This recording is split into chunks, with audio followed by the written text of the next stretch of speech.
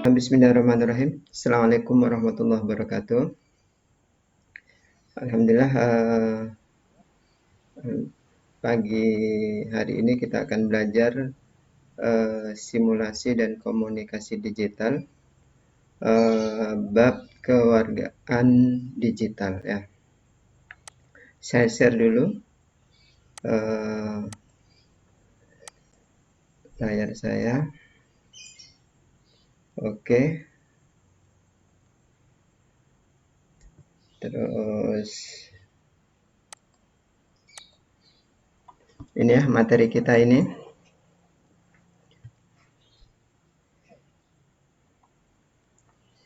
Kita akan bahas ini kewargaan digital ya. Sebagai pendahuluan, manusia itu mesti butuh berkomunikasi ya. Komunikasi itu apa? Komunikasi itu cara manusia untuk menyampaikan informasi ya. Jadi kualitas sebuah komunikasi itu bisa dilihat dari akurasi informasinya ya. Benar tidaknya, tingkat benarnya itu ya. Kemudian selain itu juga bisa penerimaan, bagaimana agar bisa diterima oleh komunikannya ya, penerima informasi itu. Kemudian kalau dulu hanya komunikasi itu dilakukan kepada orang per orang ya, kalau sekarang sudah meluas lagi, jadi komunikasi data ya, ada pengiriman pesan atau informasi atau data ya. Kemudian apa fungsinya komunikasi itu? Jadi komunikasi itu bisa menyampaikan pikiran, ide, perasaan dan segala macam ya. Yang jelas tidak akan terisolasi ketika kita bisa berkomunikasi dengan orang. Sungguh menyakitkan ya seseorang kalau diputus komunikasinya itu. Kemudian ketika kita menginginkan informasi, kita butuh berkomunikasi ya. Selain itu, kayak sekarang yang kita lakukan belajar, juga untuk menambah pengetahuan, juga butuh komunikasi ya. Kelebihan teknologi ya. Sekarang teknologi digital ini biayanya rendah ya. Kita untuk ketemu cukup kita via aja ya. Video conference, belajar ya. Kita tidak perlu ke sekolah ya. Atau misalnya satu saat kalian di sekolah, saya lagi bepergian di satu, kemudian kita bisa video conference ya. Kemudian alat-alat teknologi semakin stabil ya, praktis, mudah ya, ukurannya kecil, kualitasnya juga bagus ya, gangguan cuaca juga tidak terlalu berpengaruh ya. Kemudian banyaklah ya keunggulannya ya.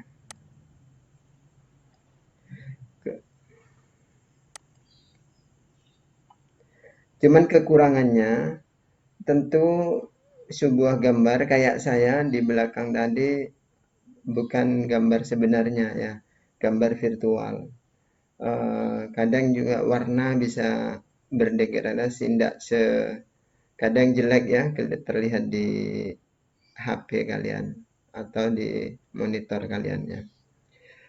Kemudian kadang kita perlu merubah ya dari analog ke digital, tapi sekarang sudah karena semuanya sudah hampir digital semua. Kemudian tentunya biayanya itu ya, pulsanya itu ya. Apalagi kalau mau dipakai untuk lihat televisi atau lihat radio, tentu semakin besar lagi.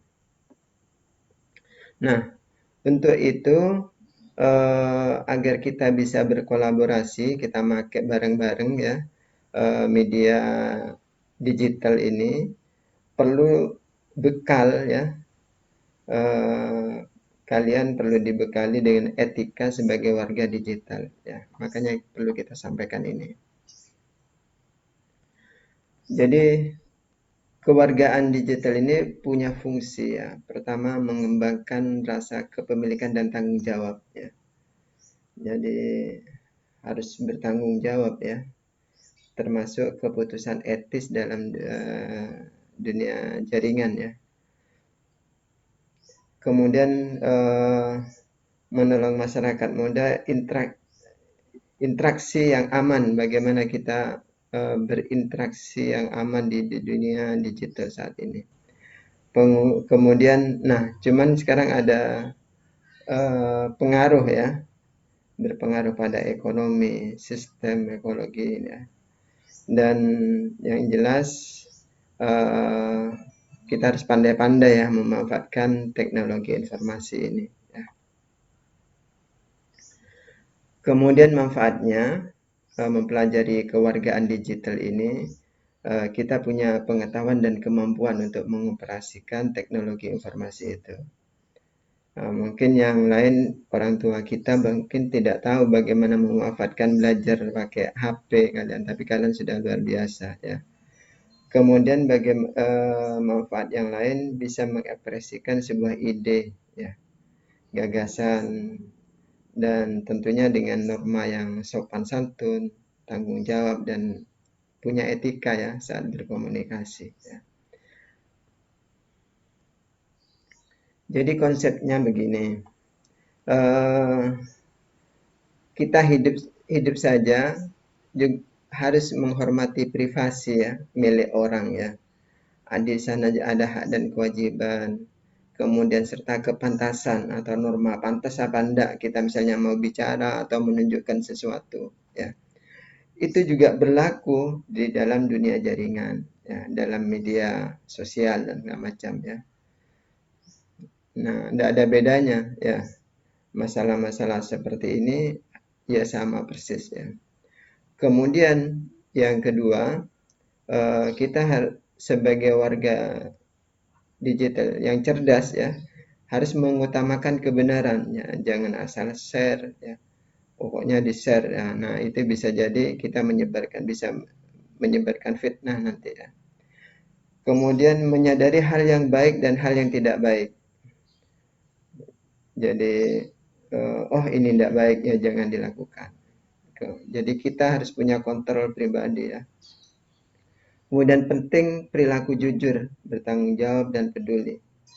Jadi termasuk dalam pemilihan kata ya, dalam misalnya di WA kata-kata ketika kita menghadapi atau di situ anggotanya ada banyak orang, maka kita harus hati-hati pakai kata-kata yang kita tulis ya di pesan itu.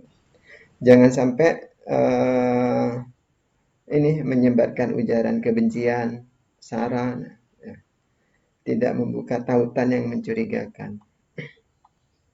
Gitu ya. Itu kemudian bagaimana pelaksanaan kewargaan digital ini?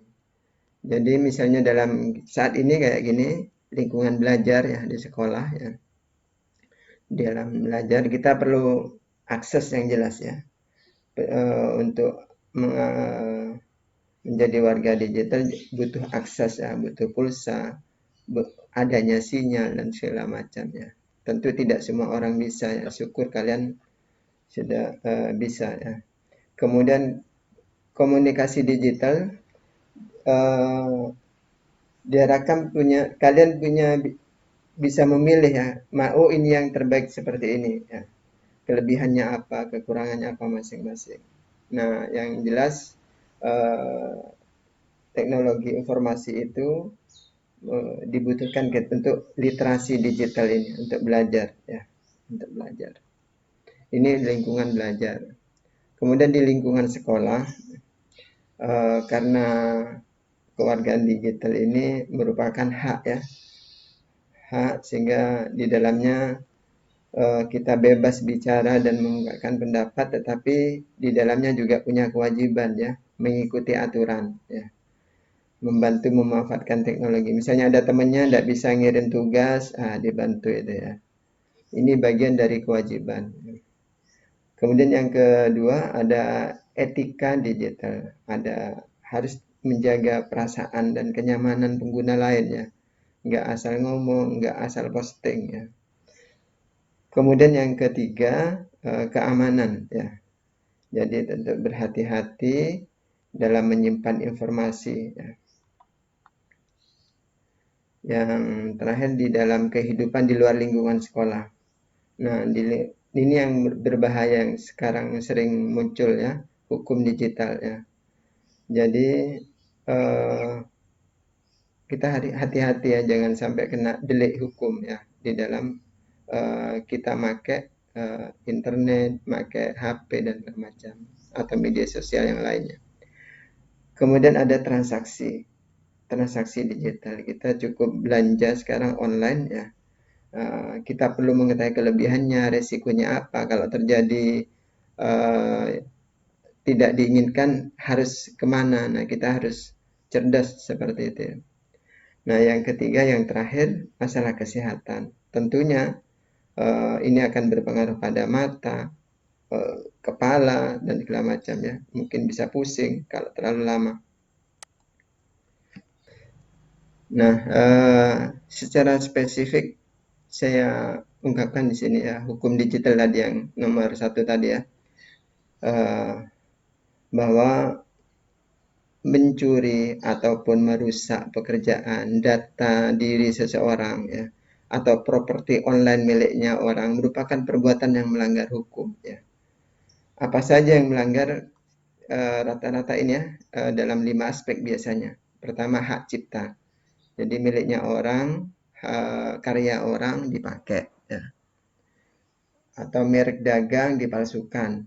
Jadi ada sebuah kemasan, kalian pakai kemasan itu, kalian palsukan untuk jualan kalian sendiri. Nah, itu melanggar hukum ya.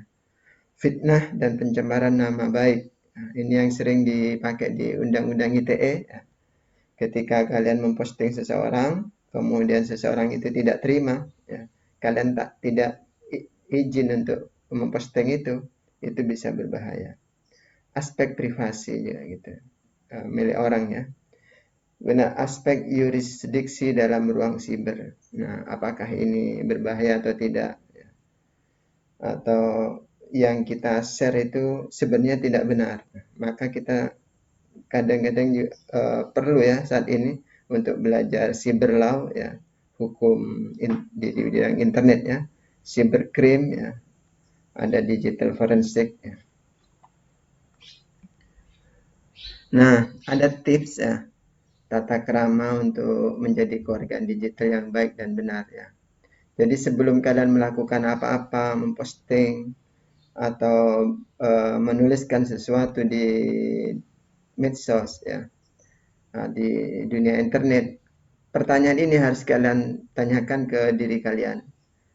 Is it true? Apakah benar? Ya. Kemudian, apakah yang kalian posting itu menyakitkan tidak? Ya. Ilegalkah? Ya. Apakah benar kita termasuk yang menyebarkan? Ya. Pentingkah? Kalau tidak penting ngapain? Ya. Santunkah? Ya. Apakah termasuk sopan? Jangan-jangan orang yang membacanya menganggap kita sombong atau seperti apa? Ya. Nah, ini harus jadi pertanyaan pada diri kalian sebelum kalian memposting sesuatu. Nah, contoh ya, pelanggaran etika ya. Ketika kita lagi belajar mengajar seperti ini, disela ya. Atau kalian speakernya dibuka ya, sementara di rumah kalian rame. Nah, itu juga pasti mengganggu ya. Mengalihkan pembahasan, lagi kita membahas sesuatu tapi kalian mengalihkan ke yang lain, menunjuk atau membentak atau menghina statement orang lain. Jadi kita tidak perlulah kadang-kadang tidak perlu menanggapi ketika ada orang marah dan segala macam.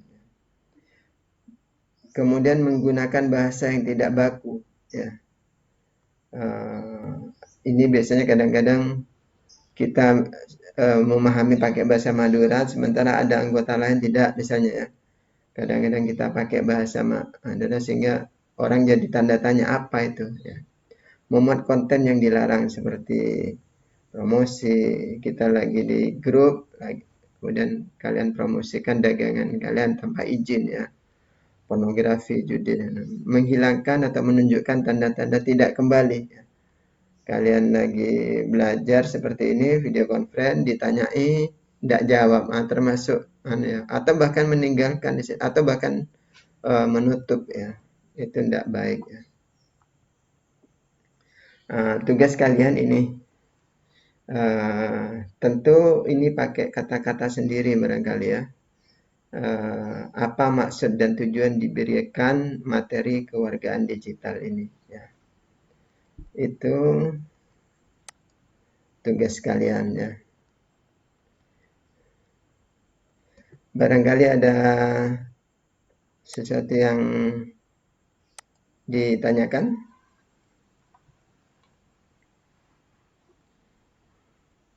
Ada pertanyaan?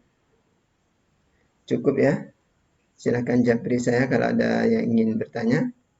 Saya akhiri. Terima kasih. Assalamualaikum warahmatullahi wabarakatuh.